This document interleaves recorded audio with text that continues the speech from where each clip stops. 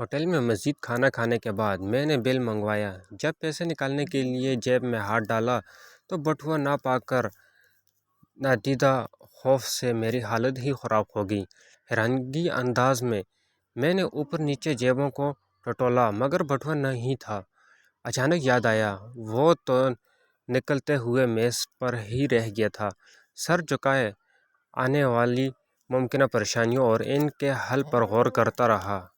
کوئی راہ نہ ملی، کاؤنٹر کی طرف چل دیا تاکہ اپنی گھڑی ضمانت کے طور پر دے کر بعد میں پیسے آ کر اپنا گھڑی واپس لے کر جاؤں گا۔ میں نے بل میز پر رکھتے ہوئے کیشیئر کو ابھی کچھ کہنا ہی چاہتا تھا کہ وہ خود ہی بول پڑا، جائیے جی، آپ کا بل ادا ہو چکا ہے۔ میں حیران ہو کر اس کی طرف دیکھا اور کہا، کس نے ادا کیا ہے؟ کیشیئر نے کہا، ابھی آپ سے پہلے اس باہر جانے والے آدمی نے آپ کے پیسے دے کر چلا گیا۔ میں نے کہا، تو میں اسے کیسے واپس لوٹاؤں گا؟ یہ پیسے میں تو اسے جانتا ہی نہیں۔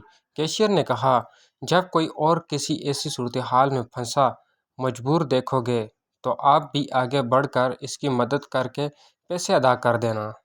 سچ کہا ہے کسی نے، نیکی اسی طرح تو آگے چلا کرتی ہے۔